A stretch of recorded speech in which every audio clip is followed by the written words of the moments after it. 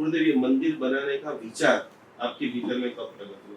वर्तमान में 108 की बात करते थे। 108 तीर्थ है, पर भगवान के नाम तो 1008 नाम शास्त्रों में उल्लेख के प्रमाणित है। 1.25 लाख जाप किए और जाप करने के बाद मेरे अंदर सरस्वती का निवास हुआ। मुझे जो भी चाहिए या जो भी मैं मन में संकल्प लेता हूँ, दरवाजे से बाहर जाने का जरूरत नहीं, सारा संकल्प मेरे वहीं पूरे हो जाते हैं। ये जो संचालन हमारा मन, मस्तिष्क और मन का संचालन करने वाले यदि कोई है तो वो नवग्रह है।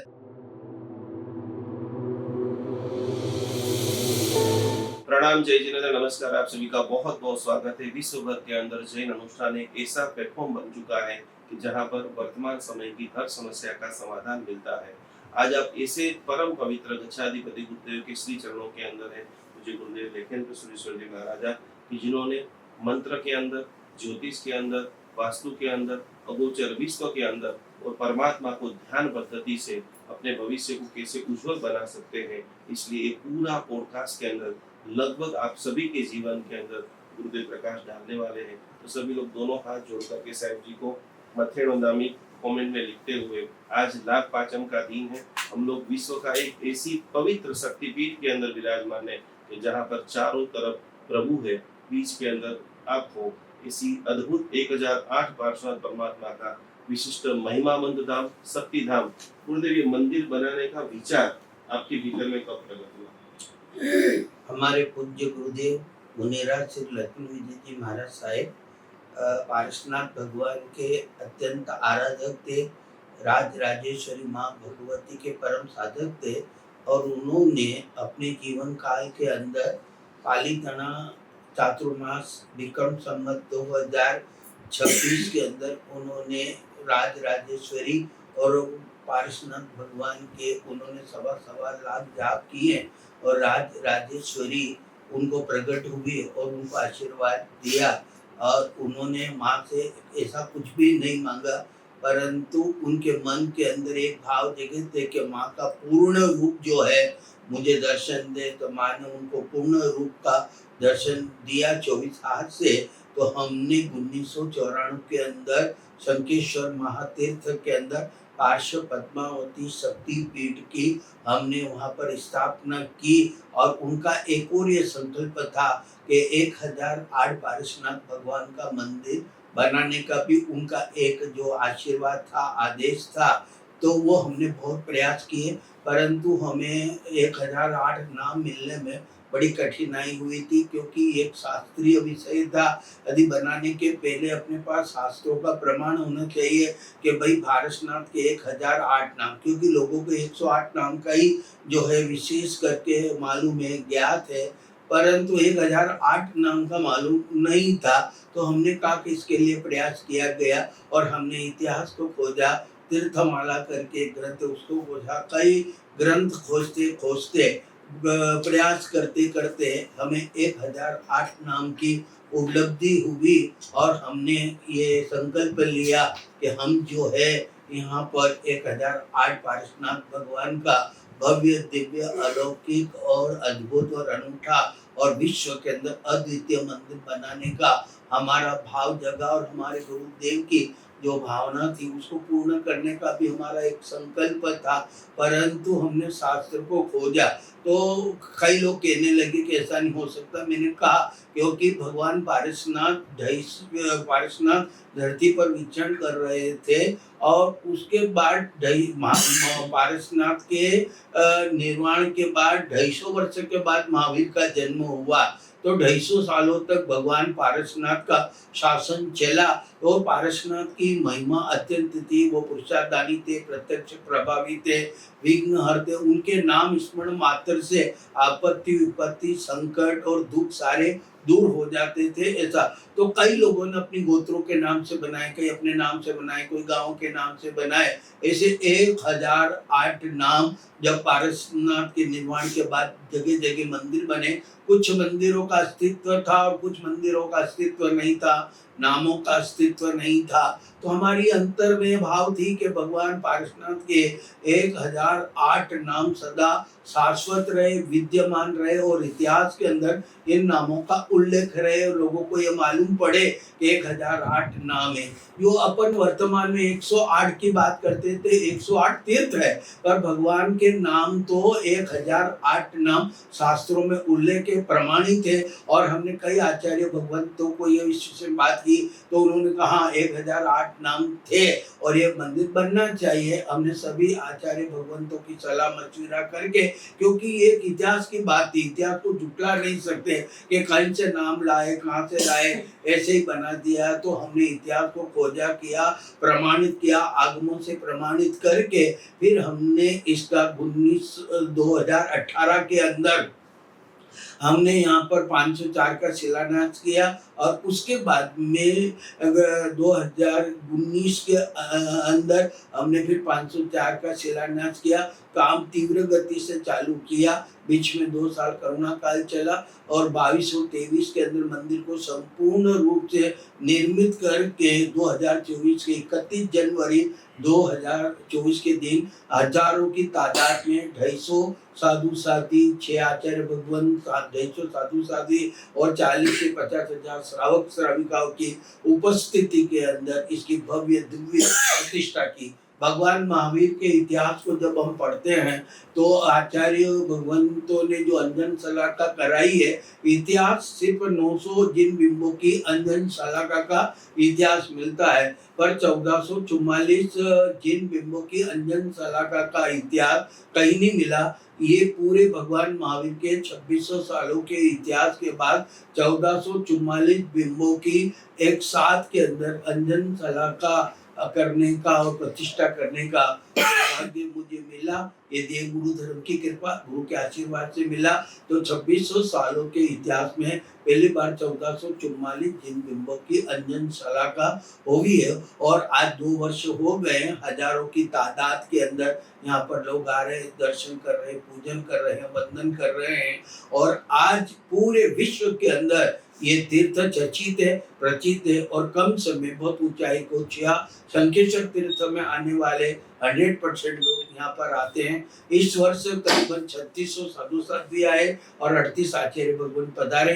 ये विहार धाम भी है और साधु संतों के चरणों से ये धरती पवित्र और पावन हो रही है। और अच्छा विवाह बच्चों का एक अनूठा कार्यक्रम यहाँ पर चला रहे हैं और साधु साध्वी भगवान यहाँ ठहरते हैं।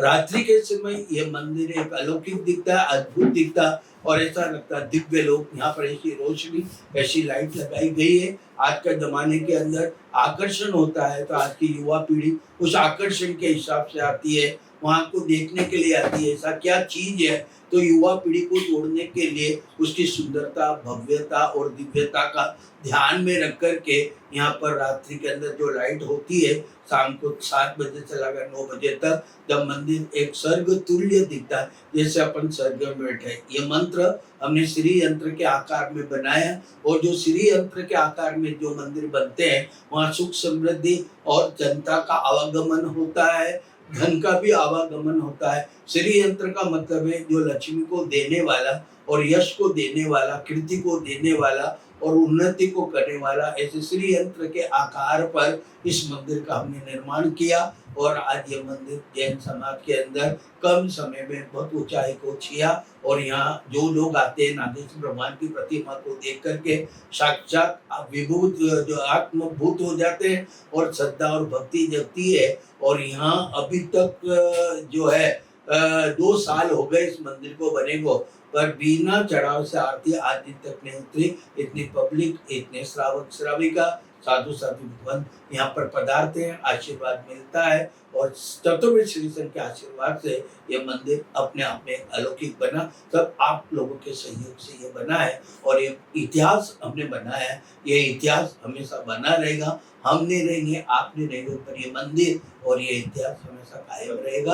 आप ज्यादा से ज्यादा की संख्या में पधार करके 1008 पार्श्वनाथ के दर्शनाथ पधारिए। शंखेश्वर से 13 किलोमीटर दूर है ये मंदिर और सारी व्यवस्था है, भोजनशाला है, एसी रूम है और सारी व्यवस्था यहाँ पर होती है। आचार्य भगवंत भी यहाँ बहुत पधारते हैं। इस वर्ष 3600 साधु साध्वी आए और 38 आचार्य भगवंत पधारे। उनके चरणों से ये धरती पवित्र हुई, पावन हुई। उन सभी साधु साध्वी का बहुत कुछ अच्छा आशीर्वाद मुझे मिल रहा। बस उनके चरित्र आत्माओं के आशीर्वाद से आज जो कुछ भी हूँ मैं, जीव दया और चरित्र आत्माओं के आशीर्वाद। यहाँ गौशाला चलती है, गायों की सेवा अच्छी होती है और चरित्र आत्मा यहाँ पधार कर लाभ देती है। उनके आशीर्वाद से आज मैं यहाँ तक पहुँचा हूँ। बस इसी के अंदर आप लोग जरूर बताएं। बहुत शानदार रूप से जब दृढ़ संकल्प हो जाता है तो जीवन में सिद्धि, सफलता और चमत्कार होता है। आज आपको एक और जीवन का प्रत्यक्ष चमत्कार बता रहा हूँ। आप जिन गुरुदेव को देख रहे हैं, गच्छाधिपति आचार्य श्री, कि जो जीवन के अंदर हम लोग सोचते हैं कि बड़ा विजन के लिए बड़ा पढ़ना पड़ता है, लेकिन आज ही हमें जाना, जब सरस्वती अनुष्ठान चल रहे थे गुरुदेव, तो किस प्रकार से आपको जब स्कूल ही नहीं गए तो इतना बड़ा विजन आपके दिमाग में बना कैसे? अस्खलित धारा से आप प्रवचन दे रहे हैं, बड़े बड़े आईपीएस अधिकारी, बड़े बड़े मंत्री लोग आपके चरणों में आकर ज्ञान दर्शन देते हैं। तो आपके जीवन के अंदर मिरेकल साधना की शुरुआत किस तीर्थ से हुई और सबसे पहली साधना आपने क्या किया? मैंने 23/5/1973 के दिन अलीराजपुर जिले के अंदर लक्ष्मणी तीर्थ है, जो बहुत ही प्राचीन तीर्थ है। माँ भगवान महावीर की 2300 साल पुरानी प्राचीन प्रतिमा है और 1000 साल पुरानी पद्म प्रभु भगवान की प्रतिमा है, जो जमीन से निकली हुई है। और उसकी प्रतिष्ठा हमारे आचार्य भगवान ज्ञान वाचस्पति श्रीमती यतीन्द्र सरस्वती महाराज साहब ने करवाई। 23/5/1973 के अंदर परम पूज्य गुरुदेव लक्ष्मी देवी महाराज साहब ने मुझे जो है लक्ष्मणी तीर्थ के अंदर ये संन्यास जीवन की दीक्षा, ये जो है दीक्षा मुझे वहाँ प्रदान की। परंतु मैं अनपढ़ आदमी था, मैं स्कूल गया नहीं। तो जब मैं ने देखा कि कोई प्रचार लेने आते, मंदिर सुनने आते, तो मैं घबरा जाता और रूम के अंदर बंद हो जाता। मैं पढ़ा लिखा नहीं था, अनपढ़ था और बिल्कुल अज्ञानता के में रह करके मैंने ये संन्यास जीवन ग्रहण किया। परंतु मुझे लगा कि ये संन्यास जीवन को सार्थक करना है, सफल करना और लोगों के लिए उपयोगी बनना है, तो ज्ञान के क्षेत्र की अत्यंत आवश्यकता है। मैंने पूज्य गुरुदेव लक्ष्मी जी महाराज साहब ने कहा, आपने मुझे संन्यास दिया है, परंतु मुझे तो आता जाता कुछ नहीं, तो पति कमर्सी पर नौकार मंत्री के अलावा कुछ नहीं आता। उन्होंने मुझे कहा, तू चिंता मत कर, मैं तुझे एक ऐसी साधना देता हूँ जिससे तुझे ज्ञान की भी प्राप्ति होगी और तेरे जीवन के अंदर जितनी भी नेगेटिव ऊर्जा है, जो अज्ञानता है, जो ज्ञान का अंधकार है, वो सारा दूर हो जाएगा। और उन्होंने मुझे 1973 के अंदर लक्ष्मणी तीर्थ के अंदर मुझे उन्होंने 1.25 लाख सरस्वती का जाप करवाया और मात्र एक टाइम खाना, वो भी दूध और खीर खाना, चावल डाल करके, और कुछ नहीं खाना, मंत्र का जाप करना। पर मेरी स्थिति थी, मुझे तो आ ही नहीं आता था मंत्र। उन्होंने जैसे एक छोटे 2 साल के बच्चे को नौकार सिखाते थे, वैसा उन्होंने सरस्वती का जो मूल मंत्र था वो उन्होंने मुझे सिखाया। 3 दिन सीखने में लगे। फिर उन्होंने जो है कहा कि सफेद कपड़े तो थे ही, इस पर टिक्की माला और सफेद खाना। मैंने वहां रह करके 3 महीने में 1.25 लाख जाप किए और जाप करने के बाद मेरे अंदर सरस्वती का निवास हुआ और मेरी स्फूर्णा जगी और स्मृति शक्ति बढ़ी और मैंने 14 साल की उम्र के अंदर आई सीखा। धीरे धीरे चलते चलते मैंने वहां रह करके पंच प्रतिगमन सीखा। बाद में मैंने संस्कृत प्राकृत का अध्ययन किया। धीरे धीरे मैं ज्ञान के क्षेत्र में बढ़ता गया और 1983 के अंदर पालीताना चातुर्मास के अंदर मेरे पूज्य गुरुदेव ने कहा, मैं तुझे एक साधना करवाना चाहता हूँ। और उन्होंने मुझे रिंकार की साधना करवाई। 9 दिन के अंदर मुझे रूम के अंदर पैक रखा, किसी का मुंह नहीं देखना और वहां मात्र एक टाइम खाना और 1.25 लाख रिंकार के जाप कराए। तब से मुझे उसका बहुत कुछ अनुभव हुआ और 1984 के अंदर वो डेवलप हो गए। और फिर हमारे पूज्य गुरुदेव ने मुझे कहा था कि कभी तुझे समय मिले तो तू ऋषि मंडल की साधना कर लेना। और 1984 के अंदर मैंने ऋषि मंडल की साधना की और उसके द्वारा जो अनुभव किया है वो एक अनुभव किया। और मैं कहना चाहता हूँ समाज के लोगों को कि आपको अपने जीवन के अंदर यदि साधना करनी है तो 2 साधना हमारे यहाँ सर्वश्रेष्ठ है। एक रिंकार है, रिंकार के अंदर 24 दिनों का निवास है और रिंकार एक बीज मंत्र है। शक्ति बीज है, आकर्षण बीज है, और इसकी जो साधना करते हैं, इसको करने की 5 पद्धतियाँ: सफेद वर्ण, लाल वर्ण, हरा वर्ण, पीला वर्ण, धूम्र वर्ण से। पर सर्वश्रेष्ठ यदि कोई वर्ण है वो सफेद वर्ण है, वो अरिहंत का है। अपन यदि सफेद वर्ण से जो साधना करते हैं तो अपना भी कल्याण होता है, और उसके साथ साथ के अंदर लोगों के लिए भी अपन उस ऋंकार के मंत्र का यदि उपयोग करें। मैंने कई बार उपयोग किया कि एक चांदी की कटोरी के अंदर पानी रखता, और ऋंकार के एक ऋंकार है उसको मैं पानी में डाल देता और 5 माला गिनता।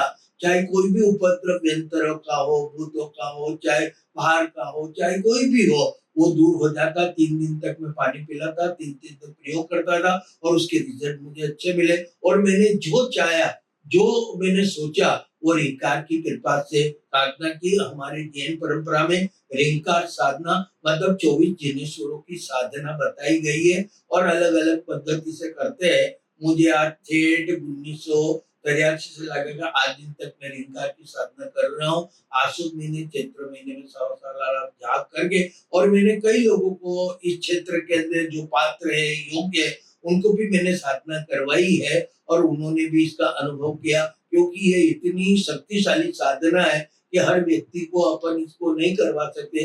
कभी दुरुपयोग होता है क्योंकि ये आकर्षण करती है, और आकर्षण सही भी होता है और गलत भी हो जाता है। और अच्छे लोगों के हाथों के अंदर अच्छे लोगों को साधना करते तो उसको उपयोग करता है। तो ऋंकार की साधना, ऋषि मंडल की साधना, आपको ऋषि मंडल से जो चाहे जो प्राप्त हो, राज भ्रष्टा निधन, राज्यम पद भ्रष्टा निधन, बच्चे भ्रष्टा लक्ष्मी भंडार निजाम प्राप्त वंती न संशय। जो चाहे जो मिल सकता है। एक बार धन चला गया, जो कुछ भी चला गया, और ऋंकार की साधना से, अपने ऋषि मंडल की साधना से हम सब कुछ प्राप्त कर सकते हैं। मैं प्रातः काल उठ के सबसे पहले ऋषि मंडल पढ़ता हूँ, उसका मूल मंत्र का जाप करता हूँ, यंत्र की पूजा करता हूँ।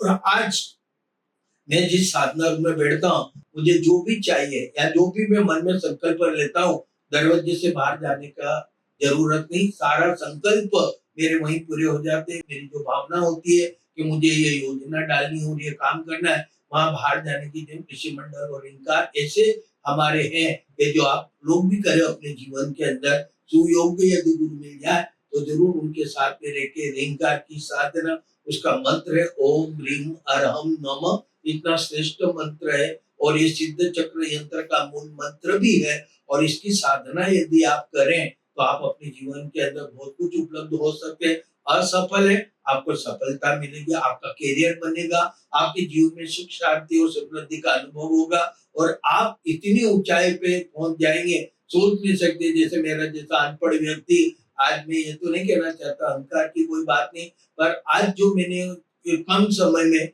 इतनी ऊंचाई को पहुंचा हूँ, तो उसमें गुरु का आशीर्वाद तो है ही, पर साधना का भी परिबल है। साधना के बल से आज यहाँ तक मैं पहुंचा हूँ। आज मैं 40 सालों से तंत्र मंत्र यंत्र के ऊपर बहुत काम कर रहा हूँ, ज्योतिष पे काम कर रहा हूँ, और रोज मेरे पास 200-500 लोग आते हैं। बड़े बड़े राजनेता, बड़े बड़े लोग यहाँ आते हैं, मेरे से मिलते हैं, संपर्क करते हैं, और सारी समस्याओं का समाधान करते हैं, कोशिश करते हैं कि भी इनकी अपेक्षा पूरी हो जाए और इनकी समस्या का समाधान हो जाए। और घरों के हिसाब से मैं काम करता हूँ, और जैन पद्धति के अनुसार मैं सारे जो है काज दोष, पीति दोष, गरण दोष, चंडाल दोष आदि जो भी विष दोष, जितने भी दोष है, मैं जैन पद्धति के द्वारा विधि कराता हूँ, और उनसे उनको दोष दूर होते हैं, और उनको तत्काल उसका अनुभव भी होता है, और उनको लाभ भी मिलता है। मुझे यहाँ पर एक प्रश्न ये आ रहा है, आपने जो इतना डिटेल से समझाया है, क्या रियल में भूत प्रेत या कोई डार्क ओरा, ब्लैक मैजिक ऐसे नाम की कोई चीज होती है? हाँ, हमारी जैन परंपरा के अंदर ऐसा बताया कि व्यंतर देव होते हैं, व्यामंतर देव होते हैं, और कई बार अकाल मृत्यु होती है, उनकी आत्माएं भटकती है, वो अपने परिवार को परेशान करती है। और ऐसे मैंने कई लोगों को देखा है। मेरे जीवन के अंदर 1983 में एक लड़की को मैंने देखा कि उसके दिल के अंदर, उसके शरीर में ऐसी आत्मा आती है, और वो ऐसा गलत चीज का सेवन करती थी, मैं कह नहीं सकता हूँ। और वो लौटती थी, और इतनी लौटती थी, वो जो मांगे उसको दे दो तो ठीक है, नहीं तो घर पहुंचने के पहले ही ऐसी दुर्घटना घटित हो जाती थी कि आप सोच नहीं सकते थे। मैंने जीवन के अंदर देखा है ऐसे लोगों को। ऐसे कई लोग आए हैं मेरे पास अपने जीवन के अंदर। ठीक हुए? हाँ, बिल्कुल ठीक हुए, मैं प्रमाणित कर सकता हूँ। जी। मेरे पास ऐसे कई नाम है। अरे ये नाम लेना अच्छी बात नहीं जी, लगती है जी, कि जी। भाई हमने ये किया कि वो किया। जी, मैंने अच्छे लोगों को काम किया। एक व्यक्ति जो 12 सालों से, एक महिला थी, भाईंदर के अंदर रहती थी, उनको 12 साल से नींद नहीं आती थी, तकलीफ थी, वो थी, और मैंने इसी रिंगकार का प्रयोग करके उनको ठीक किया। लाखों रुपए दवा के अंदर गए पर वो ठीक नहीं हो पाए। ऐसे कई लोगों का काम है। मैं 40 सालों से एक हमारे एक साचुर के थे, एक लड़का था, कई सालों से बीमार था, पागलपन था और ऐसी स्थिति थी। उसको हमारे 2006 में मेरे पास लाया। मैंने उनको बिल्कुल ठीक करके भेजा। आज ठीक है और आज करोड़पति बना हुआ है और उसने यहाँ पर बहुत लाभ भी लिया है। ऐसे कई लोग हैं कई लोग जिनका हैं। मैं आपको जो नाम नहीं ले सकता। अनुभव है। ये अनुभव, और आज भी मैं गारंटी से कह सकता हूँ जी। कि यदि आपको श्रद्धा भक्ति यदि है और देव गुरु धर्म पर विश्वास है, जी। अपने इष्ट पे अपना विश्वास है, तो मैं गारंटी से कहता हूँ ऐसी कोई असंभव नहीं कि जो संभव न बन सके। आज की दुनिया के अंदर ये संभव है। मंत्र, तंत्र और यंत्र, और हमारी जैन परंपरा में जितने भी मंत्र है वो सब पारसनाथ भगवान के मंत्र है। बाकी के तो हमारे जो भी जो तीर्थंकर सब पूजनीय वंदनीय है। पर ज्यादा जो साधना चल रही है चतुर्विधि श्रीसम के अंदर, वो पारसनाथ भगवान की साधना चल रही है। और पारसनाथ के मंत्र भी बहुत है, पारसनाथ के स्तोत्र भी बहुत है, पारसनाथ के नाम भी बहुत है, पारसनाथ के तीर्थ बहुत है। 1 लाख ऊपर मंदिर है। ऐसा कोई मंदिर नहीं जहाँ पारसनाथ भगवान की मूर्ति विराजमान हो। और भले भगवान महावीर का शासन चल रहा है, पर वर्तमान के अंदर पारसनाथ की महिमा पहले भी थी, आज भी थी और भविष्य में रहेगी। ऐसे पार्श्वनाथ के जो देवी देवता है, धरणेन्द्र, पार्श, यक्ष, पद्मावती, जब अपन पार्श्वनाथ भगवान की आराधना करते हैं और तो वो देवी देवता ऐसे होते हैं, मेरा भगवान का भक्त है और ये अभी संकट है, तकलीफ के अंदर है, और ये मेरे भगवान की भक्ति, क्योंकि वो भी भगवान के ही भक्त है, वही भगवान के सेवक, और अपन भी भगवान के सेवक है, भगवान के भक्त है। तो उनको ये लगता है कि ये बहुत तकलीफ में और कष्ट में है, तो मेरे भगवान के प्रति इसकी भक्ति कैसे ज्यादा बढ़े, ज्यादा जगे। तो भी देवी देवता आकर के हमको सहयोग करते हैं, सपोर्ट करते हैं और अपनी अपेक्षा को वो पूर्ण करते हैं और हमारी मनोकामना को पूर्ण करते हैं। जब हमारी मनोकामना पूर्ण हो जाती है तो हमारे भीतर से भगवान के प्रति और भक्ति का विशेष जन्म हो जाता है। तो भगवान की महिमा को बढ़ाने के लिए ये देवी देवता सर्व कार्य करते हैं। हमारे यहाँ सम्यक्तधारी देवता, एकावतारी, समोक्षगामी, उनकी आराधना साधना करना हमारे शास्त्रों के अंदर विधान बताया गया है। कोई लोग कहते हैं कि देवी देवता की साधना नहीं करना चाहिए, पर संसार के अंदर रहने वाले व्यक्तियों को ये जरूरी है। और जो साधु भगवंत भी है, वो भी मणिभद्र की है, घंटाघर महावीर की, पद्मावती की, जकेश्वरी की, बेगू जी की साधना करना चाहिए, क्योंकि देव हमेशा सहायक बनते हैं। ये मेरा अनुभव है। तो देवी देवताओं की आराधना करना सम्यक्तधारी का, इसका विरोध कहीं पर नहीं हुआ। सिर्फ प्रतिक्रमण की क्रिया को छोड़ के हमारे जितना भी प्रतिष्ठा का जो विधान है, उसके सारे देवी देवता, नवग्रह, दशपाल, अष्टमंगल, हमारे चकेश्वरी देवी वगैरह जितने भी है, नवनिधि है वगैरह है, गुरु पादुका है, चकेश्वरी देवी है, सबकी साधना आराधना करते सारे तत्व है। और सिद्ध चक्र यंत्र ऐसा यंत्र है इसमें सारे 9 पद के बाद सारे वही देवी देवताओं के तत्व है। 16 विद्या देवी है, सारे तत्व देवी देवताओं की साधना हमारे पूर्वाचार्यों ने भी की है और उनसे अलौकिक शक्ति प्राप्त करके उन्होंने जिन शासन के महानतम कार्य के, महानतम प्रभाव ने किए। और हमारे यहाँ ऐसे कई उदाहरण है जिनका मैं नहीं कह सकता हूँ। ये ओसवाल पूर्वाज बने, उनके पीछे भी देवी देवताओं का ही आशीर्वाद रहा और ये सारा बना। जैनों को बनाने में देवी देवताओं ने भी हमें बहुत सपोर्ट और सहयोग किया। ऐसा इतिहास मैं बता सकता हूँ, और ये बहुत लंबी बात हो जाएगी, पर ये बात जरूर है, सम्यक देवी देवता की आराधना करना ये अनिवार्य है। शासन रक्षक है, वो शासन की रक्षा में आते हैं और जब उन्हें श्रद्धा भक्ति से याद करते हैं तो वो लोगों की मनोकामना भी पूर्ण करते हैं। पुण्य तो होता ही है, परंतु उनका भी शक्ति हमारे लिए काम में आती है। यहाँ पर गुरुदेव कुछ बुद्धिजीवी लोग हैं, वो ऐसा बोलते कर्म करो, कुंडली दिखाने की जरूरत नहीं है, उनको क्या संदेश देंगे आप? अब कई लोग जो है, जो पढ़े लिखे लोग हैं, वो कहते हैं कि ये सब डपसलाबाजी है, व्यर्थ है, ये सारा।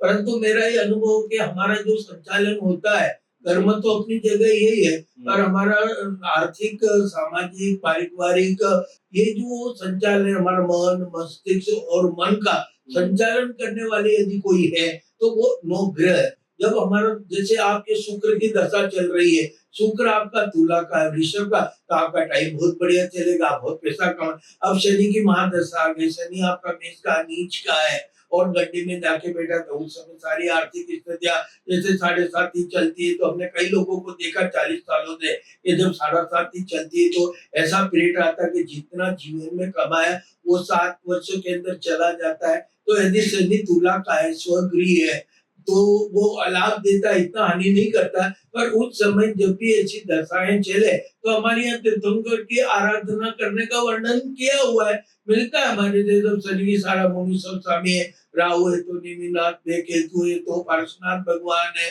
ऐसे हमारे यहाँ सभी गुरुओं की साधना का आराधना बता रखी है और वो करना चाहिए, उससे इफेक्ट आते ही है, ऐसी कोई बात नहीं। पर ये बात कोई कहता है कि कर्म करो, और कर्म करना ठीक है, कई लोग कर्म करते हैं पर सफलता नहीं मिलते, पर उनको यदि उनके ग्रह खराब चल रहे हैं और उस समय वो साधना कर ले तो वो ग्रह जो है शांत हो जाते हैं।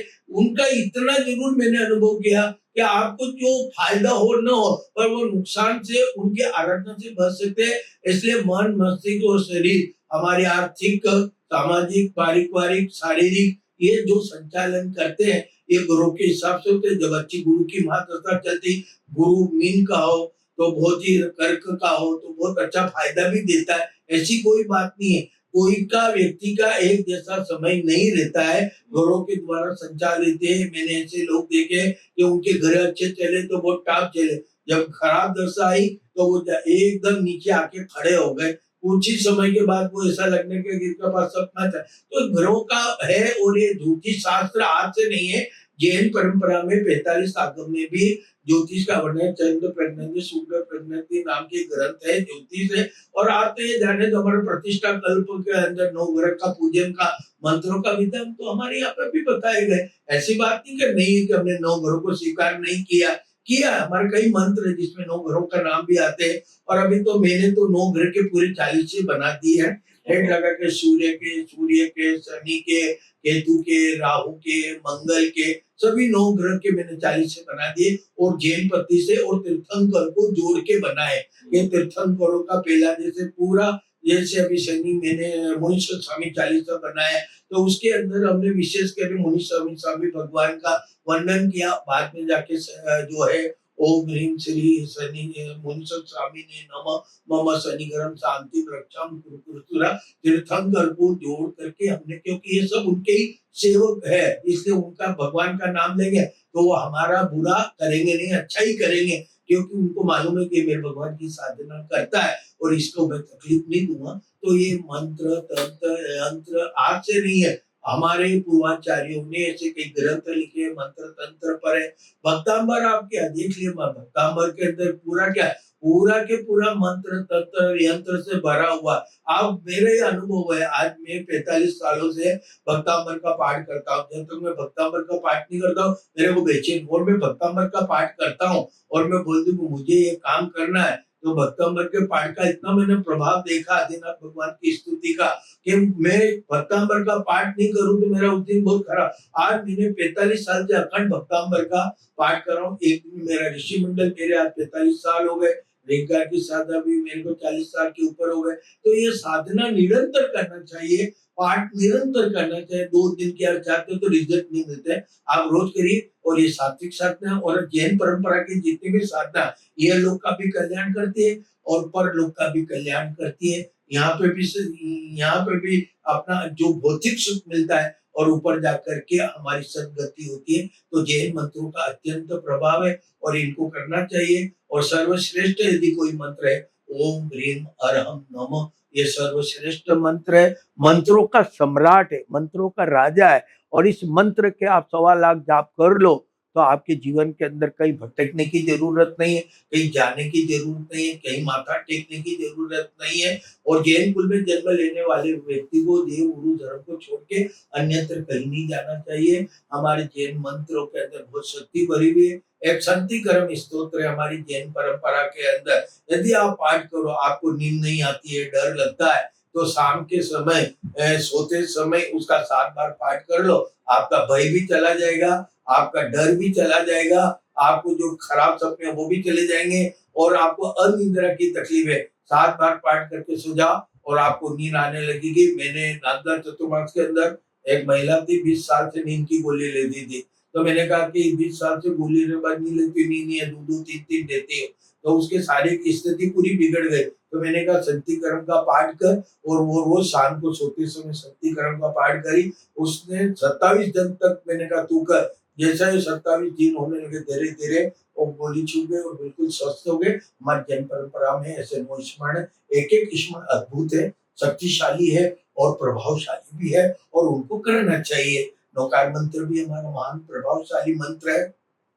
जैन कुल में जन्म लेने वाला को रोज अपने जीवन के अंदर नौकार मंत्र का जाप करे, संकेश्वर, क्योंकि इष्ट होना बहुत जरूरी है। तो पंच परमेष्टि है, परंतु हमारा एक विशेष लगाव होता है। जैसे कोई एक व्यक्ति है जिससे अपना प्रेम हो जाता है तो उसको बार बार मिलने की इच्छा होती है, ऐसे ही अपना इष्ट होता है। उस इष्ट से यदि प्रेम और स्नेह हो जाए तो बार बार उनके स्मरण करने की, उनके पास जाने की, उनकी भक्ति करने की विशेष लगा होता है। तो इष्ट होना जरूरी है और जीवन में गुरु का होना बहुत जरूरी है। इष्ट के बिना तो जो है भ्रष्ट कहलाता है और गुरु के बिना नुग्रा कहलाता है। इसलिए जैन कुल में जन्म लेने वाले व्यक्ति को अपना इष्ट बनाता है। इष्ट में तीर्थंकर होते हैं, कोई भी तीर्थंकर की साधना न करो। और पंच महावरधारी जो हमारे साधु लोग बनते हैं अपना गुरु, क्योंकि जीवन में मैं लोगों को कहता हूँ आपके फैमिली डॉक्टर है, फैमिली वकील है, फैमिली सीए है, तो एक फैमिली साधु के रखना अत्यंत जरूरी है जो संकट के समय आपका मार्गदर्शन कर सके। तो देव गुरु धर्म की आराधना करने वाला, क्योंकि आपने देखा पहले देव, बीच में गुरु और फिर धर्म। जो गुरु जो है वो धर्म के मार्गों को भी बताता है और आपको तीर्थंकर के मार्गों को भी बताता है। दोनों काम तीर्थंकर को से जोड़ना और धर्म से जोड़ने का काम साधु पद करता है। इसको बीच सेंटर का नमो पद सामनम भी है, 9 पद है।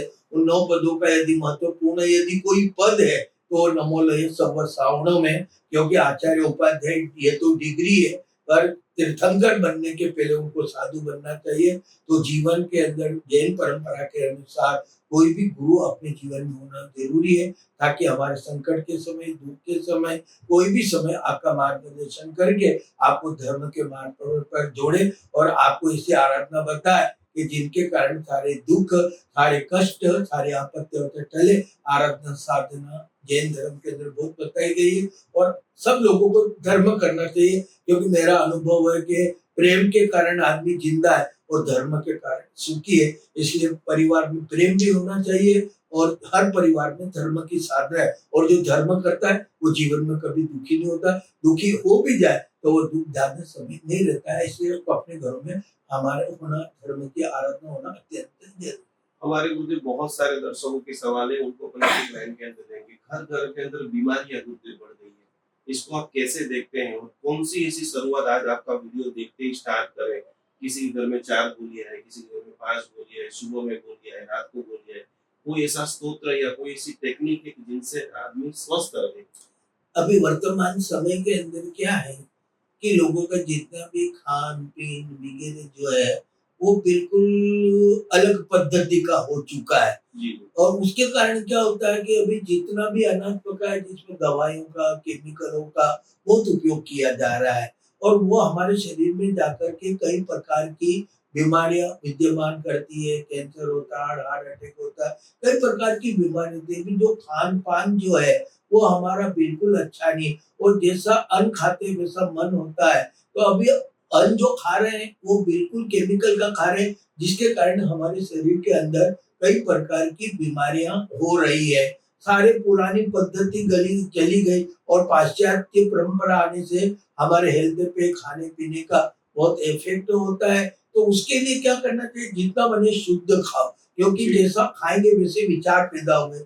हमारे यहाँ कहते हैं मानसम बुद्धिमान, जैसा मनुष्य सोचता है वैसा बन जाता है। तो खान पीन का भी हमारे शरीर पर विशेष पड़ता है। तो जितना बने उतना सात्विक खाना खाओ। यदि आपके पास कोई बीमारी है, बीमारी आ गई है, रोग नहीं है, उस समय आप कई प्रकार के जो है दवाइयों पे निर्भर हो जाते हैं। मैंने ऐसे लोग देखे हैं कि जिनको कैंसर जैसा रोग हो गया है, तो उन्होंने नमस्कार महामंत्र की आराधना की। 24 ही घंटा आराधना करते। एक व्यक्ति थे, उनको ब्लड कैंसर हो गया और उन्होंने बहुत इलाज कराया।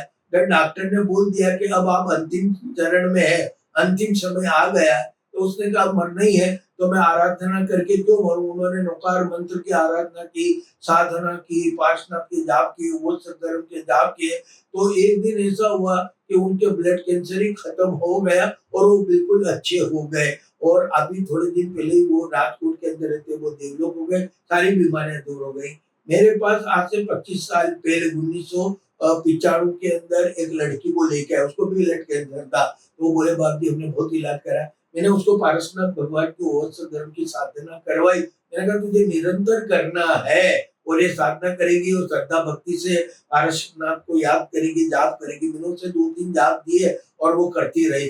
12 महीने तक उसने जाप किया, उसका ब्लड कैंसर चला गया। वो लड़की आज भी विद्यमान है, उसकी शादी हो गई, उसके बच्चे हैं और अभी वो वर्तमान के अंदर सूरत में रहती है। अद्भुत। गुरुदेव ने हेल्थ की बहुत सारी आप सभी को बात बताई है। आप यदि हेल्थ में चैलेंजेस है तो नौकार मंत्र, संतिकरम, वसुकरम की साधना कर सकते हैं। गुरुदेव इतना यूट्यूब पर, इंस्टाग्राम पे रील चल रही है, कभी कभी हमारी महिला थोड़ी सी भ्रमित हो जाती है। जीवन में दुख आए तो कहाँ पर दिखाने के लिए जाए, कहाँ पर मार्गदर्शन दे। लोगों के लाखों रुपये भी वेस्ट हो रहे हैं और अलग अलग ऐसे भूमंडल में फंस जाते हैं। अभी क्या है कि वर्तमान के अंदर ये जितने यूट्यूब पे जो भी प्रयोग आते हैं, ज्योतिष के आते हैं, दूसरे आते हैं, तंत्र मंत्र के नाम से आते हैं और हमारी ये भोली भाली महिला जी। और यूट्यूब के चक्कर में आके कई प्रकार की जो है वो उनके अंदर फंस जाती है और कई प्रकार का उनके पैसे का आदि का दुरुपयोग होता है। तो आदि तो ये फर्जीवाड़ा चल रहा है धर्म के नाम पर। अभी लोगों ने धंधा बना दिया है, धर्म अलग रह गया और धंधे को रूप को धारण कर लिया है। तो ये झूठे ये जो चीजें आ रही है यूट्यूब के अंदर, पहली बात इन रीलों पे विश्वास ही नहीं करना चाहिए। और मैं तो ये कहता हूँ कि जैन महिला और जैन लड़कियां अभी रील बना करके जो अपलोड करती है इंस्टाग्राम वगैरह में, वो बहुत गलत पद्धति, वो नहीं करना चाहिए। और ये जो कुछ भी आ रहे हैं ये ऐसे फर्जीवाड़ी चीजें आ रही है जिससे हमारे लोग करते हैं। परंतु मेरा तो ये अनुभव है, ये सारे फर्जीवाड़े आपको अपने जैन धर्म के अंदर जो अपने जैन गुरु हैं उनसे मिल करके उनका मार्गदर्शन यदि ले, या पढ़े लिखे विद्वान जो जैन पंडित है वो भी अच्छे जानते हैं, उनको भी अच्छा अनुभव होता है, वो भी ऐसी कोई बात नहीं है। तो ऐसे जो सदगुरु हैं या सदग्रस्त है जिनको ज्ञान है तंत्र मंत्र और यंत्रों का, उनसे संपर्क करके उनके मार्गदर्शन में चले तो कई चीजों की समस्याएं स्वतः हल हो जाती है। और ये यूट्यूब पे वगैरह पे ये दवाई ले लो, ये कर लो, वो कर लो, इनके करने से लोगों को काफी नुकसान भी हुआ है। और इन चीजों पे ज्यादा विश्वास नहीं किया जाता है। विश्वास करो धर्म पे करो, देवगुरु धर्म पे करो और जो अच्छे लोग हैं जिनको नॉलेज है इस क्षेत्र में उन लोगों का विश्वास करो। मैंने तो देखा है कई तंत्र मंत्र यंत्रों के नाम से कई प्रकार के हमारी जो महिलाएं जाती है, जो अधर्मियों के पास जाती है, उनका शारीरिक और मानसिक शोषण होता है, आर्थिक शोषण होता है और उनके साथ बुरे बर्ताव होता है। ऐसी कई घटना घटी है। हमारे एक परिचित थे, एक जगह गए और रात को वो आदमी घुस गया उसके रूम के अंदर। रात को 2 बजे उनको अपनी इज्जत लूटने लगा था और भाग करके वो निकले रात को 2 बजे और बाद अपने घर गए। बाद में मुझे मिले, मुझे बताया बाबूजी हम एक जगह ऐसी जगह फंस गए थे, रात को 2 बजे वो घुस गया और हमारी ऐसा किया। परंतु हमको मालूम पड़ा कि आप इस विषय में जानते हैं, हम आपके पास आए हैं। तो फिर वो आए मेरे पास, मैंने जो भी किया उनका अच्छा हुआ, बड़े ही हुआ। तो ये गलत लोगों के हाथों में नहीं जाना चाहिए। अभी गलत लोग ज्यादा हो गए हैं क्योंकि मैंने ये देखा है कि अभी झूठ की रफ्तार तेज है और सत्य की रफ्तार बहुत धीमी है। और एक बात क्या रखना कि झूठ की रफ्तार तेज हो सकती और उम्र ज्यादा नहीं हो सकती। सत्य की रफ्तार धीमी होती है और उम्र जाती। जो सत्य मार्ग पर चल रहे हैं, धर्म के मार्ग पर चल रहे, जो सदाचार के मार्ग पर चल रहे, जो सद्वृत्ति रखते हैं, अच्छे विचार, उनके संपर्क में आओ और आपकी जो भी समस्या है, आपकी कोई भी ऐसी अपेक्षा है या ऐसा कोई कार्य जो संभव नहीं है, पर देव गुरु धर्म की आराधना करें। और अभी वर्तमान में तो पार्श्वनाथ भगवान की बहुत महिमा है। पार्श्वनाथ की आराधना साधना करने से ऐसे कई संकट टले। एक आदमी तो आत्महत्या करने के लिए तैयार हो गया था, उसको बहुत बड़ा संकट आया और उसने आत्महत्या करने का प्रयास किया। तो किसी व्यक्ति ने उसको बताया तू पार्श्वनाथ की आराधना कर। वो संकेश्वर आया, मुझे मिला, बाकी मैं जैन हूँ परंतु मैं कोई जानता है, मैंने उसको साधना करवाई और उसका बहुत बड़ा संकट चला गया, जो नहीं जाना था। लोगों ने कहा इसको आत्महत्या करनी पड़ेगी, आज भी वो जीवित थे और आज बॉम्बे में रहते हैं। ऐसे मंत्रों का अद्भुत प्रभाव है। बस एक बात रखना, श्रद्धा भक्ति से करना, बिल्कुल। क्योंकि मैंने तो देखा कि जीवन में मैं तो लोगों को ये कहता हूँ कि जब दुख आता है तो व्यक्ति भगवान के निकट जाता है और भगवान की विशेष भक्ति करता है और उस विशेष भक्ति के अंदर उसका दुख टल जाता है। तो ये दुख भी ऐसा तत्व है जो जीवन के अंदर आए ताकि हम भगवान के निकट जाए। एक बार तो एक व्यक्ति के जीवन में दुख आना ही चाहिए। मैंने कई लोग देखे हैं जो बिल्कुल अहंकारी हो जाते हैं, फिर दुख आते हैं, फिर इधर उधर घूमते, देवी देवताओं के वहां साधुओं के यहाँ घूमते हैं, क्योंकि दुख आया, तुमको मालूम है अब दुख टलेगा तो यहीं से टलेगा, अब दुनिया में कोई टालने वाला नहीं है। तो दुख ऐसा तत्व है जो परमात्मा के निकट ले जाता है, देव गुरु धर्म के निकट। ऐसे ऐसे व्यक्ति थे जो 27 वर्ष को हो गए, उन्होंने कभी संवत्सरी प्रतिक्रमण नहीं किया जैन कुल में, पर मेरे संपर्क में उनको दुख आया, किसी ने नाम बताया, मेरे पास आए। तो उस समय पर्यूषण की आराधना चल रही थी। मैंने उसको कहा कि तेने कभी संवत्सरी प्रतिक्रमण किया? कि नहीं किया। आज उसको मैंने धर्म में से जोड़ा, उसकी तकलीफ ली और आज वो देव गुरु धर्म पे विश्वास रखे आज प्रतिक्रमण कर। जैसे कई युवा पीढ़ी है जो भटक जाती है इधर उधर चक्करों में, और मैं तो ये कहता हूँ समग्र जैन समाज को मेरा आह्वान है कि आप अपने देव गुरु धर्म को छोड़ के कहीं नहीं जाए। और जो हमारे जैन पंडित है, जो विद्वान है, पढ़े लिखे हैं, उनके द्वारा जो भी काम किया जाएगा वो अच्छा है और वो आपका भलाई करेंगे, और भला नहीं हुआ तो आपके साथ कोई गलत नहीं करेंगे। अद्भुत बात गुरुदेव के मुखारविंद से जानने को मिल रही है। युवाओं की साहब आपने बात बताई है, लेकिन युवाओं का अभी बहुत बड़ा प्रश्न ये है, शादी करना चाहिए या नहीं करना चाहिए।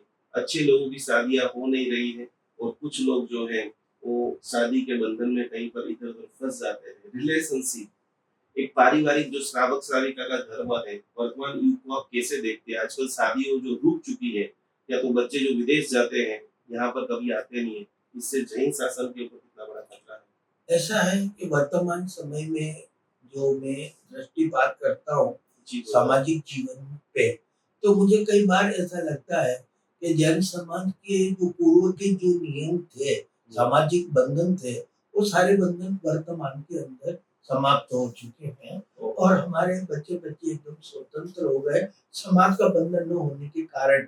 मैंने इन 10 सालों के अंदर ये अनुभव किया है कि हमारे समाज के अंदर लव मैरिज अत्यंत ज्यादा तादाद में हो रहे हैं।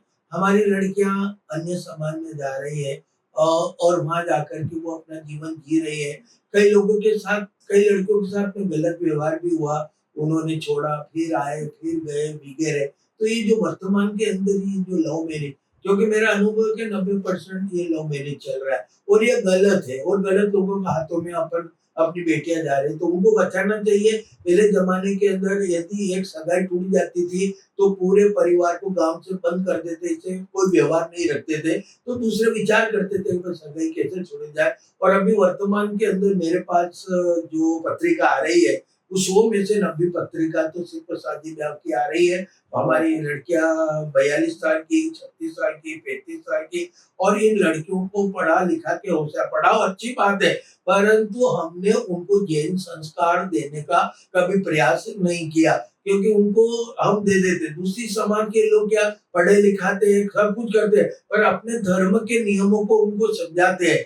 ऐसा है तो वो कहीं जाती नहीं। और हमारे यहाँ क्या है, कोई समझाने वाला नहीं। हमारे यहाँ जैन पाठा 60 साल चलते हैं, चॉकलेट रखो, गोली रखो, उनको कोई गिफ्ट दो तो बच्चे आते, थोड़े बड़े हो जाते, कॉलेज जाते, फिर आना बंद हो जाते हैं। हम इनको वो जो संस्कार देना चाहिए, वैसे संस्कार भी अपना जैन धर्म क्या कहता है, कैसे रहना, कैसे जीवन देता, ये जो सारी बातें जो बेसिक समझाना चाहिए, सामाजिक जीवन की जो शैली है, सामाजिक नियम है, सामाजिक जो पद्धति, वो नहीं भाई अपने धर्म में ही करना है। और ये करने से क्या हो रहा है, धीरे धीरे जैनों की संख्याएं कम होती जा रही है और आने वाला समय ऐसा लगता है कि 25 सालों के बाद जैनों की संख्या 30-40 लाख ही रह जाएगी। और ये जो चल रहा है वर्तमान में लव मैरिज वगैरह, ये सारी स्थितियां ठीक नहीं है। भग करके भी लड़कियां बहुत जा रही है, दूसरे गलत लोगों के साथ में भी बहुत जा रही है। कई लोग मेरे पास लेके भी आते हैं, बाप जी ये है। तो ये सारी एक सामाजिक जो प्रतिबंध पहले जमाने में था वो हटने के कारण क्या। दूसरी बात है, लड़कों को पढ़ाओ लिखाओ होशियार करो जरूर है, पर उन्हें धर्म के भी संस्कार देना बहुत जरूरी है। हमारे यहाँ तो ये स्थिति है कि धर्म के संस्कार होते ही नहीं। हमारे दूसरी समाज को देखते हैं तो सप्ताह में एक बार जाके वो कुछ भी अपने धर्म स्थानों में साधना आराधना करते हैं, पर हमारे बच्चे बच्ची की कोई दिन नहीं जाते हैं। मात्र पोल्यूशन में भी जाते हैं, आधे जाते हैं आधे नहीं जाते हैं, पढ़ाई के अंदर लगे रहते हैं। परंतु अपने छोटा बच्चा भी हो तो उसको ले जा करके संवत्सरी प्रतीकों में भाई तू जैन है और तू जैन। हमारे जो मुख्यमंत्री थे जो जैन बने, पर उनको एक याद रहता था कि आज संवत्सरी है, मुझे प्रतिक्रमण करना चाहिए, तो वो जाकर के उपासना में बैठ के प्रतिक्रमण करते थे। मुख्यमंत्री होने के बावजूद भी उपासना में बैठ के प्रतिक्रमण करते थे, क्योंकि उनको पिताजी ने उनको संस्कार दिया था कि जैन धर्म का कुछ नहीं करे पर संवत्सरी प्रतिक्रमण जरूर करना। आज हमारे कई बच्चे बच्ची ऐसे हैं जो प्रतिक्रमण भी नहीं करते हैं, बस संवत्सरी के दिन होटल में वगैरह में छुट्टी मनाते हैं, पिकनिक करते हैं। तो कुछ माता पिता भी इसके अंदर दोषी है, कुछ कहते नहीं है। और दूसरी बात है, ये जो तलाक हो रहे हैं, लड़कियां घर पे आ रही है, इसका जो कारण ये है कि माता पिता का सपोर्ट बहुत मिल रहा है, उनका घर संसार बिगाड़ने के अंदर यदि कोई ज्यादा भूमिका निभा रही है तो लड़की की माँ निभा रही है। उनको ध्यान रखना चाहिए कि जैन धर्म देवता एक भाव के अंदर दो भाव नहीं करना चाहिए। यदि करते हैं तो हम महापाप कर रहे हैं। तो हमारी ये होना चाहिए कि उसको समझाया जाए, बुझाया जाए और उसका घर संसार सही ढंग से बचाया जाए। उनको ऐसी कोई समस्या हो तो बैठ के समाधान किया जाए। कोर्ट कचहरी के अंदर जाना, तलाक लेना, पैसा मांगना, ये जो 2-3 करोड़ रुपए तलाक के मांगते हैं, ये हमारे जैन आचार विचार के बिल्कुल खिलाफ है और ये होना नहीं चाहिए। और यदि आप लोग करते हैं तो मैं तो उसको अच्छा नहीं मानता हूँ। इसका मतलब एक लड़की को देके आपने 3 करोड़ रुपए कमाए, ये बहुत गलत चीज है, ये होना नहीं चाहिए। जैन परंपरा और जैन धर्म तो इसके बिल्कुल विरुद्ध के अंदर है। हमारे यहाँ शादी एक संस्कार है, 16 संस्कारों में एक संस्कार है। और हमारे यहाँ पहले भी ऐसी कोई घटना घट जाती थी कि किसका पति मर गया तो वो दीक्षा ले लेती या पूरा जीवन धर्म के अंदर गुजारते, पर डबल शादी नहीं करती थी। अभी तो मेरे पास ऐसी आ रहा है कि एक लड़की ने 3-3 शादी कर ली, चौथी कर रही है। तो ये क्या चल रहा है, ये क्या है? क्या हम भौतिकवादी बन गए? क्या इतने हमारी वासनाएं भीतर से जा चुकी है कि हम अपने आप को कंट्रोल नहीं कर पा रहे? 4-4 बार शादी करके हम समाज को क्या संदेश देना चाहते हैं? क्या मुझे समझ में नहीं आ रहा कि समाज किस दिशा में जा रही, और इस दिशा में जाएगी तो आप समझ लेना कि जैनों की संख्या आने वाले समय में बहुत स्थिति गंभीर हो जाएगी। ये मंदिर, ये धर्मशाला, ये सारी की स्थितियां गंभीर होगी और जैनों की संख्या दिनों दिन घटती जा रही है। मैं तो कहता हूँ कि हमारे परिवार को बढ़ाना चाहिए। जैसे हम 8 भाई बहन थे, इसमें 4 लोगों ने संयम जीवन को स्वीकार किया, 4 घर पे, और आज मात्र 1 लड़की है, इसको 1 लड़का है। यदि वो धर्म को बढ़ाने के लिए यदि कोई योगदान है तो वो साधुओं का है। महावीर ने यदि साधु साध्वी नाम की संस्था नहीं बनाते तो ये धर्म महावीर के साथ ही समाप्त होता था। तो उनको मालूम था कि साधु साध्वी एक ऐसी संस्था है जो धर्म को जीवंत रख सकती है, धर्म को बढ़ा सकती है, लोगों को मेरा धर्म पहुंचा सकती है। आज हमारे यहाँ इतने त्यागी वर्ग है कि जिनके कारण ये धर्म टिका। आप 2500 सालों 2600 सालों में इस धर्म को टिकाने के अंदर योगदान है तो साधु साध्वी का योगदान है। क्योंकि हम तो व्यापारी हैं, 1 साल के अंदर 8 दिन मंदिर जाते हैं, 8 दिन धर्मशाला जाते हैं, और ऐसे भी कई लोग हैं जो एक ही दिन जाते हैं, जाते ही नहीं। तो आप इस प्रकार का जीवन जिएंगे तो धीरे धीरे धर्म अस्त हो जाएगा, धीरे धीरे धर्म खत्म हो जाएगा और स्थितियां बहुत गंभीर हो जाएगी। इसलिए संतान की उत्पत्ति होनी चाहिए, मिनिमम 3 से 4 लड़के लड़की होगा तो ये धर्म बढ़ेगा। क्योंकि नए जैन तो बनते नहीं, और जो जूने जैन है वो। दूसरी बात, मैं आपको साउथ में रहने वाले जितने भी जैन है उनके लड़के लड़की कई क्रिश्चियन बन गए, तो हमारी संख्या यूं भी घटती जा रही। घर की क्रिश्चियन बन गए, पूरा परिवार के परिवार क्रिश्चियन बन गए। ऐसे एक नहीं, ऐसे अन्य उदाहरण में दे सकता हूँ जो मेरे पास आए हैं। तो साउथ में क्या है, क्रिश्चियन कम्युनिटी ज्यादा है, स्कूल ज्यादा है, हॉस्पिटल ज्यादा है, उनके संस्कार वही दिए जा रहे हैं। तो हमारे बच्चे बच्ची के, एक हमारा परिवार है, मेरे परिचित था, उन्होंने घर का मंदिर था, उनके घर में गृह मंदिर था, बच्चे बच्ची क्रिश्चियन में चले गए, उन्होंने क्रिश्चियन धर्म को स्वीकार कर लिया और वो उनको पिताजी को हार्ट अटैक गया, वो मंदिर उठ चुका है आज की तारीख के अंदर, पूरा परिवार क्रिश्चियन बन गया है। कई लोग आर्थिक अभाव के अंदर क्रिश्चियन बन रहे हैं, दूसरी कम्युनिटी में जा रहे हैं। इसलिए इसका पूरा पूरा ध्यान रखना है और हमारे साधन में भक्ति का भी ध्यान रखना है, बच्चों के संस्कारों का भी ध्यान रखना है। नहीं तो आने वाला समय आपको दोष देगा। आने वाला समय बहुत खतरनाक आ रहा है, भयंकर आ रहा है। जैन धर्म की संख्या एक लिमिट सीमिट में हो जाएगी तो हमारी स्थिति गंभीर हो जाएगी। इसलिए समाज को चेतना चाहिए और जागृत होना चाहिए इस विषय में कि हम अपने बच्चे बच्ची को अच्छे संस्कार दें। और जैन परंपरा में जो भी हो, चाहे वो दिगंबर हो, श्वेतांबर हो, तेरापंथी हो, इस्लाम, कहीं पे भी अपने बच्चे बच्ची की शादी जैन में करे, ये सर्वश्रेष्ठ। आप सभी लोगों ने हेल्थ, रिलेशन, मनी, करियर के बारे में डिटेल से गुरुदेव से जाना है। कुछ ऐसे आज भगवान के बारे में बताना चाहता हूँ। यदि आप चाहते हो कि 2026 आपका वर्ल्ड बेस्ट हो, आपके जीवन का उत्थान हो, गुरुदेव पद्म प्रभु स्वामी जी भगवान का हमारे जीवन में क्या महत्व है? पद्म प्रभु स्वामी जो है वो श्रेष्ठ तीर्थंकर है और पद्म प्रभु स्वामी की आराधना सुख, समृद्धि और शांति और प्रसिद्धि को दिलाती है। जमीन से संबंधित कोई भी काम हो तो पद्म प्रभु भगवान की जो साधना और आराधना करते हैं उससे हमारे जमीन के काम शीघ्र होते, नहीं बिकने वाली जमीन बिकती है। क्योंकि पद्म प्रभु स्वामी का जो सेवक है वो मंगल है। जैसे शादी ब्याह के अंदर भी अड़चन आती है तो वासु पूज्य का और मंगल का, जैसे ओम ह्रीम श्रीम मंगल ग्रह पूजिताय, ये श्री वासु पूज्य स्वामी ने नमः की यदि जाप करते हैं तो जिनकी शादी रुकी हुई है, शादी नहीं हो रही है, उनके लिए सर्वश्रेष्ठ ये मंत्र बताया गया। वासु पूज्य की आराधना हमारे जीवन के अंदर सुख, समृद्धि, शांति, क्योंकि मंगल है तो जमीन से जुड़ा हुआ है, जमीन के काम में भी ये बहुत सहायक होते हैं वासु पूज्य भगवान, और सुख समृद्धि को भी देते हैं। और जिनकी ब्याह शादी नहीं आती है तो वो मंगल ग्रह पूजिताय श्री वासु पूज्य स्वामी के लिए जाप कर सकते हैं। सूर्य लीगल के लिए कुछ मदद हो सकती है? सूर्य जो है, अब सूर्य का जो है वो पद्म प्रभु भगवान है।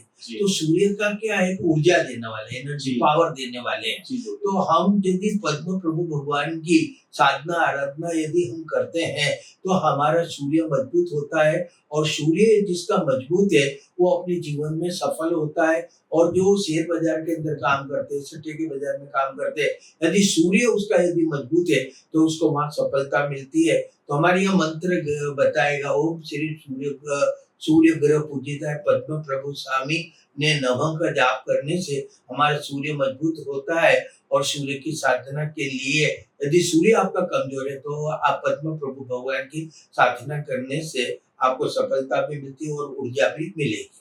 बहुत सारे लोगों को मन की चिंता अज्ञात नहीं रहता है, तो चंद्र प्रभु स्वामी भगवान और चंद्र ग्रह की ऊर्जा बैलेंस कैसे करें?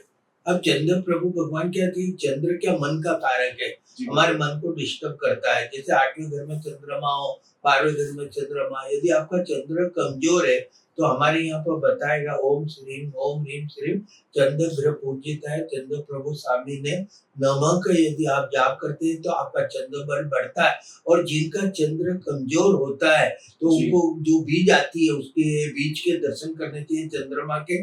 और गरीब बच्चों को दूध पिलाना चाहिए और एक चांदी का कड़ा पहनना चाहिए और एक मोती यदि धारण करता है तो चंद्र उसका मजबूत बनता है। क्योंकि चंद्र क्या मन का कारक होता है और 8वें ग्रह और 12वें ग्रह में होता है। यदि वो 8वें ग्रह में तो आयुष्य को कम करता है और 12वें ग्रह में हमारी मानसिकता को बिगाड़ देता है। जिनकी मानसिकता है, जो मेंटली डिस्टर्ब रहते हैं, मन उनका विचलित ज्यादा रहता है, पढ़ाई में मन नहीं लग पाता है, तो उस हिसाब से आप जो है चंद्र प्रभु की आराधना करके आप स्वस्थ बन सकते हो और अपने मन को स्थिर कर सकते हो।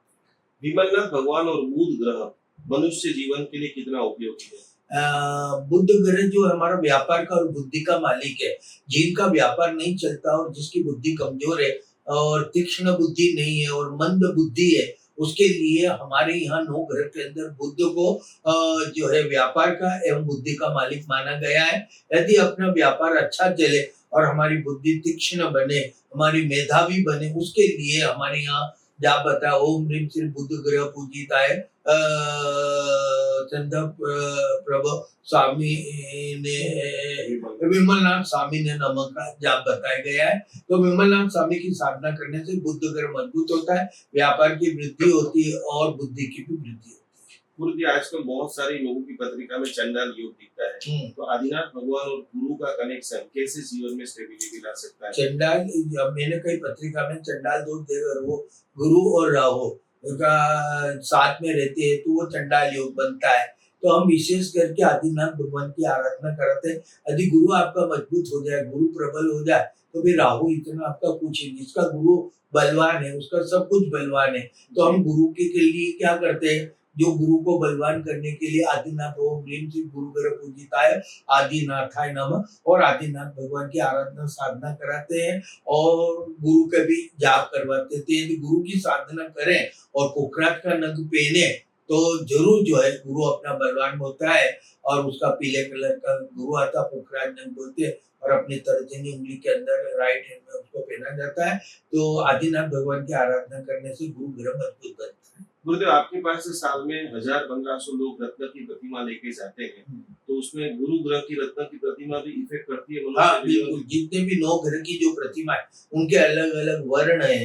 तो जैसे मंगल है तो लाल है, मुनीश्वर है तो काला, ऐसे अलग अलग जो है वो, जैसे अपने गुरु है तो पीला। इनको ले जाके यदि वहां पर प्रतिमा अपने घर पे स्थापित करते हैं तो एक तो नेगेटिव ऊर्जा चली जाती है जी। और वहां बैठ के यदि अपन जाप करते हैं तो अनहोनी नहीं होती है। यदि आपके घर के अंदर चोर भी आ गए तो जो चीज को हाथ लगा उससे ज्यादा हाथ में आग नहीं लग गए तो जहाँ जली वहीं बुझ जाएगी, आगे नुकसान नहीं होने देते हैं। तो जो घरों के जाप लेकर के जो मूर्तियां जो घरों में स्थापित करते हैं तो जरूर जो है उनकी नेगेटिव ऊर्जा जाती, घर में शांति रहती है। पर मूर्ति ले जाकर खाली धूप दीप नहीं करना है, मंत्रों का जाप भी करना है। जितना मंत्र का जाप करोगे तो घर में नेगेटिव ऊर्जा चली जाएगी, पॉजिटिव हो जाएगा और घर में सुख शांति की वृद्धि होगी और आपको धर्म के अंदर भी आपका मन लगेगा।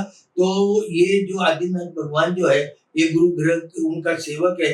तो उसके लिए हमारे यहाँ मंत्र बताया, ओम श्री गुरु ग्रह पूजिताय आदिनाथाय नमः, और आदिनाथ के जाप करें तो आपको अपने जीवन में बहुत फायदा होगा। कुछ कुछ जगह पे जैन अभी धीरे धीरे आर्थिक रूप से डाउन होते जा रहे हैं, तो हमारे जीवन में सुविधिनाथ भगवान और शुक्र की आराधना क्या दे सकते हमारे यहाँ क्या वर्तमान की परिस्थिति जो देश की चल रही है, लोगों की स्थिति लॉकडाउन के बाद काफी आर्थिक स्थितियां लोगों की कमजोर बनी है।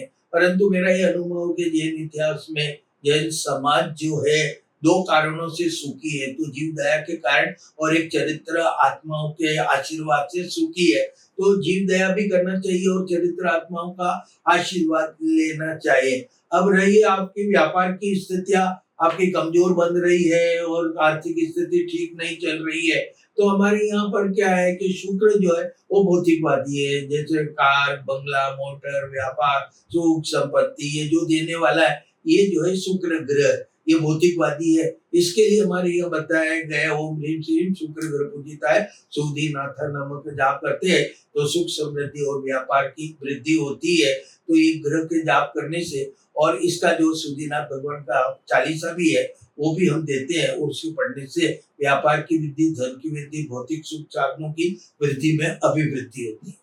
शनि का नाम आते ही अच्छे अच्छे इंसान गिर जाता है। हम्म। शनि की 7.5 आती है, कैसे करे मुनीश्वर स्वामी भगवान की साधना? ऐसे क्या होता है कि शनि 7.5 आती है, शनि की महादशा चलती है। ऐसा नहीं कि शनि की 7.5 सबको नुकसान करती है या शनि की जो 19 साल की महादशा आती है वो नुकसान करती है। यदि आपका तुला का शनि है, कुंभ का है, मकर का यदि आपका शनि तो वो स्वगृही होता है तो अपने घर में कभी नुकसान वो नहीं पहुंचाता। फिर भी शनि का एक स्वभाव होता है, तो उस समय हमको अपने नैतिकता रखनी चाहिए, सदाचार होना, सदाचार जीवन में पालन करना चाहिए, गलत व्यसन नहीं करना चाहिए। क्योंकि शनि जो है वो न्याय प्रिय ग्रह, वो न्याय करता है। यदि आपने अधर्म किया तो आपको दंड देगा, और धर्म करोगे तो आपको वो माला माल भी कर सकता है। इसीलिए अब शनि ग्रह की 7.5 चले या 19 साल की शनि की महादशा चले तो हमारे यहाँ बताया ओम ह्रीम से शनि ग्रह पूजिताय मुनीश्वर स्वामिने नमः। एक और भी मंत्र ओम ह्रीम से मुनीश्वर स्वामिने नमः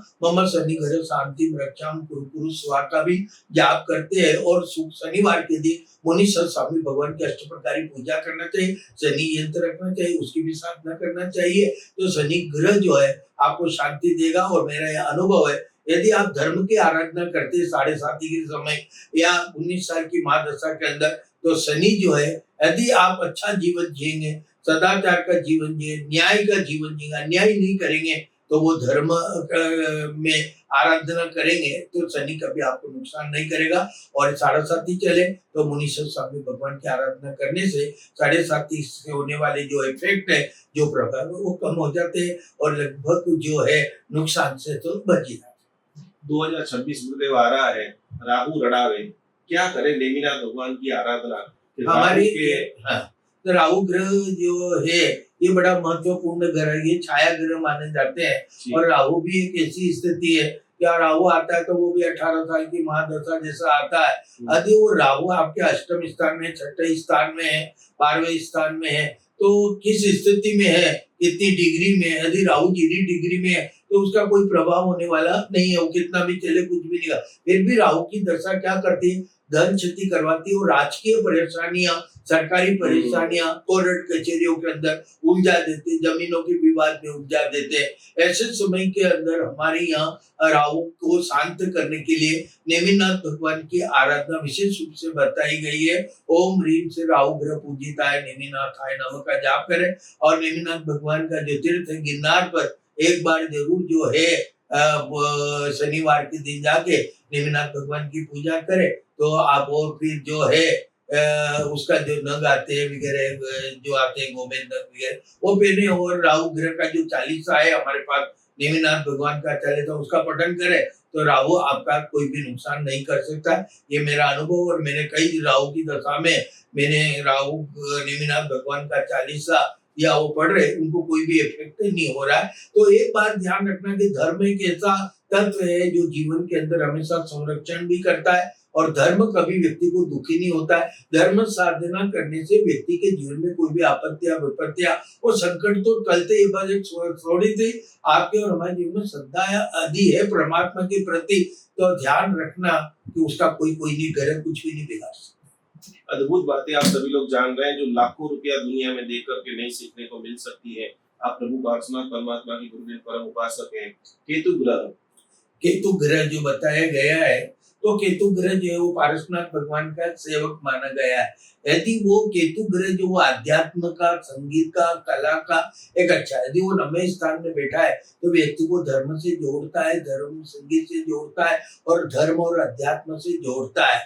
तो केतु ग्रह जब भी आपकी स्थिति बिगड़ती है, यदि वो छठे स्थान में है, 8वें स्थान में, 12वें स्थान में से खड्डे के अंदर चला गया तो उस समय जो है लहसुनिया का नथ पहनते हैं और पार्श्वनाथ भगवान का जो चालीसा है उसको हम पढ़वाते हैं, उसके रिजल्ट भी मिलते हैं। और उसके लिए हमारे यहाँ वो ह्रीम श्री केतु ग्रह पूजित है, फिर पार्श्वनाथ है ना, पार्श्वनाथ भगवान की आराधना साधना करते हैं। दूसरा केतु ग्रह जो है वो सफेद है, तो सफेद का कपड़ा वालों से उस समय आशीर्वाद लेना चाहिए। जो सफेद वस्त्र पहनते हैं उनके संपर्क में रहना चाहिए। साधु संत जो सफेद कपड़े पहनते हैं तो उनका जो राहु 9वें ग्रह में है तो निश्चित मानिए कि इसका भाग्य का उदय सफेद कपड़े वाले साधु संतों के आशीर्वाद से होते हैं। तो उस समय केतु ग्रह की स्थिति ठीक नहीं है तो उस समय पारसनाथ भगवान की आराधना साधना और उनके जाप करें तो निश्चित है कि हमको अपने जीवन में शांति मिलती है, सुख समृद्धि की अभिवृद्धि होती है और हमारे जीवन के अंदर कोई प्रकार का संकट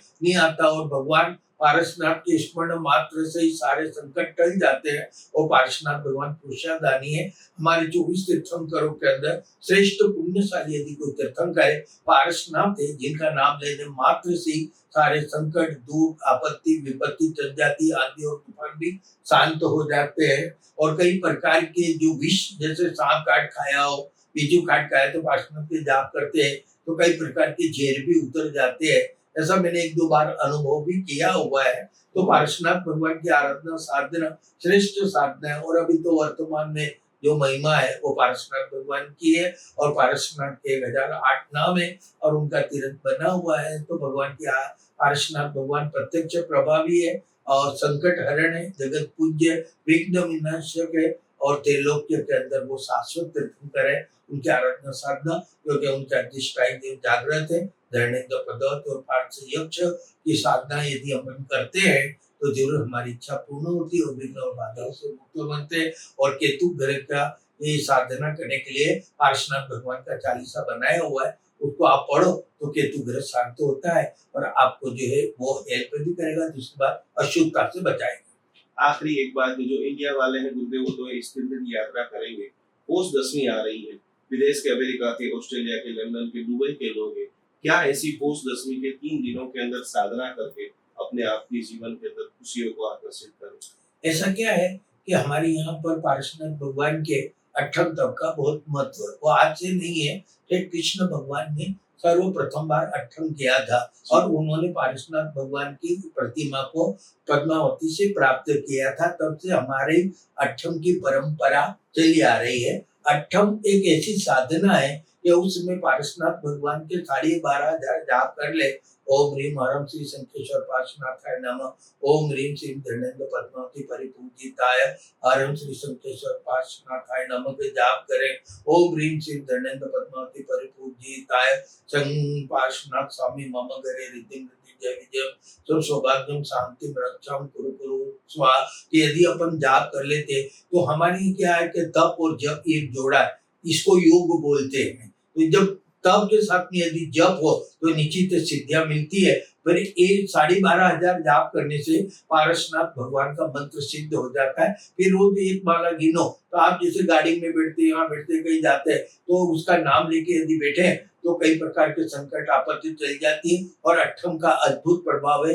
ऐसे ऐसे लोगों ने अट्ठम किए कि जिनके जीवन में बहुत तकलीफ थी और अट्ठम किया तो उनके सारे संकट टल गए। इसलिए जैन समाज के अंदर दूसरी बात, पोषवत दशम जो है वो पार्श्वनाथ भगवान का जन्म कल्याणक दिन है। तो पार्श्वनाथ के जितने भी तीर्थ है सारे हमारे जैन समाज के लोग और पार्श्वनाथ के तीर्थों पे जाकर के अट्ठम करते हैं। और शंखेश्वर तीर्थ जो अभी वर्तमान के अंदर जैन समाज का तिरुपति बालाजी है और जैन समाज का समग्र समाज का श्रद्धा का केंद्र है। और ये मेन पीठ माना जाता है क्योंकि ये मूर्ति देवाधीष्ट है, देवों द्वारा पूजित है, ये चार्जेबल है, ये पावर हाउस है। इस यहाँ पे बैठ के यदि अपन जाप करते हैं और यहाँ पे बैठ करके यदि भगवान की पूजा करते हैं तो निश्चित है कि हमको जो है हमारी बैटरी जो डाउन हो गई वो चार्जेबल हो जाती है। भगवान का स्पर्श करने से ही हमारे जीवन के अंदर जितना भी हमारे नेगेटिव विचार है, दूसरी कोई तकलीफ हो वो सारी दूर हो जाती है।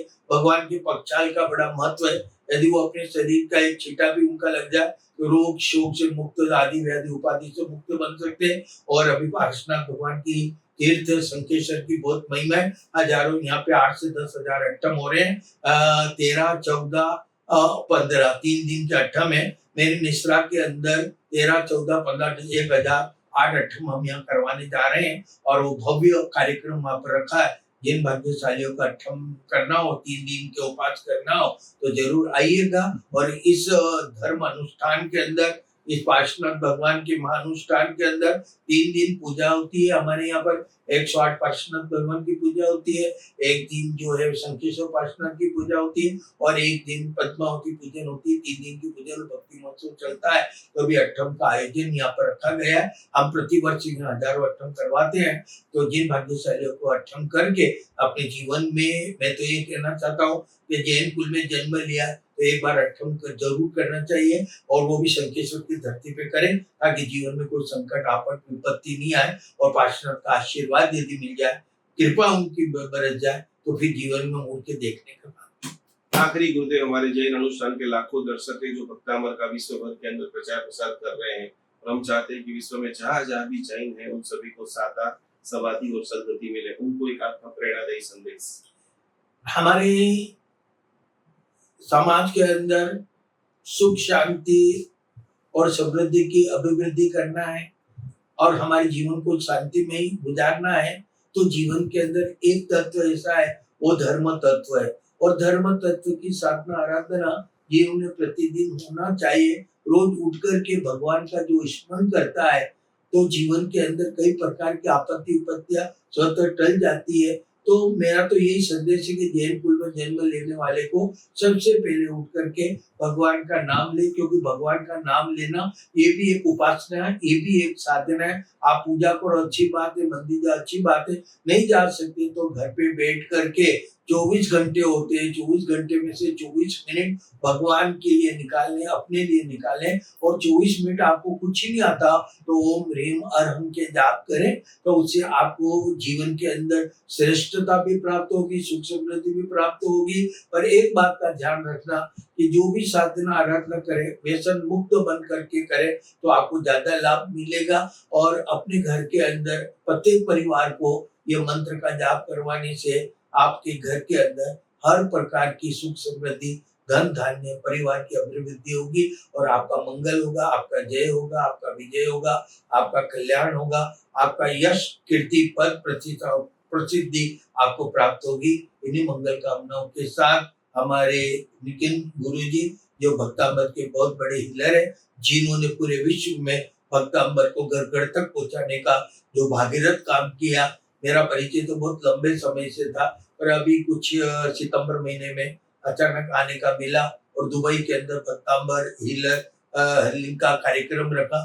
काफी दुबई में लोगों ने वहां पर आए और भक्तांबर के प्रभाव को जाना। और ये तो आचार्य मानतुंग श्रेष्ठ जी महाराज द्वारा रचित है, जिन्होंने 44 बेड़ों से जकड़ दिया गया था और एक एक श्लोक बोलते गए, एक एक बेड़े टूट गए। तो ये भक्तांबर स्तोत्र ऐसा स्तोत्र है, यह बाहर के बंधन को तो तोड़ता ही है, पर भीतर के बंधन जो कर्म के बंधन है उनको भी तोड़ने के अंदर इसका सामर्थ्य है। तो ये भक्तांबर हीलिंग जगह जगह हो और भक्तांबर स्तोत्र का पाठ घर घर में हो, घर घर में नहीं, एक एक बच्चे के अंदर हो, कि हम अपने बच्चे को नौकार मंत्र और भक्तांबर जरूर सिखाएं। और एक योग आदिनाथ भगवान की स्तुति है और इसके अंदर इतना प्रभाव है, जिनका मैं 44 सालों से इस भक्तांबर को एक दिन भी खंडित नहीं हुआ। चाहे मेरा ऑपरेशन हुआ तब भी मैंने भक्तांबर का पाठ किया। तो भक्तांबर आदिनाथ भगवान की स्तुति है और ये मंत्र तुल्य स्तुति है, क्योंकि इसके अंदर बहुत पावर है और इसको पढ़ने से आपको को जीवन में आप जो चाहते हैं वो भक्तांबर से मिल जाता है, क्योंकि ये भक्तों को अमर करने वाली एक स्तोत्र है। और जैन परंपराओं में बहुत स्तोत्र है, तो मैंने 2 स्तोत्र का ज्यादा महत्व है, एक तो ऋषि मंडल, दूसरा ये भक्तांबर स्तोत्र का बहुत महत्व है। इसको भक्ति से, भाव से, श्रद्धा से भक्तांबर का यदि पाठ करें तो निश्चित है आपके घर में सुख समृद्धि बढ़ेंगे। और निकुंज भाई गुरुजी भक्तांबर का जो कार्य करें, मैं इनकी खूब खूब अभिनंदन करता हूँ, खूब अनुमोदन करता हूँ कि आपने जो ये भागीरथ प्रयास करके भगवान को जगह जगह घर तक पहुंचाया। आपको खूब साधुवाद, धन्यवाद, आशीर्वाद। और इस क्षेत्र में आप बड़े आगे बढ़े, हमारा आशीर्वाद सदा आपके साथ में रहेगा। और हमारी भारती बहन जो हीलिंग करती है, रेकी है, वो आपके जो भी कभी कुछ हो तो उनका भी आप उपयोग करें, क्योंकि इनको भी बहुत कुछ अच्छा हीलिंग वाली जब बात है, रेकी की जब बात है, वो इनके लिए बहुत बढ़िया है। और इनकी मास्टरी इसके अंदर आप साथ में मिल करके जिन शासन की सेवा करें, ऐसे मंगल का। बहुत ही अद्भुत बातें गुरुदेव ने हमको नित्य से आज सिखाई और आप सभी के जीवन में इतना मंगल हो, इतना कल्याण हो। वापस नए विषय के साथ में मिलते हैं, तब तक के लिए रजा दीजिए। प्रणाम, जय जिनेंद्र।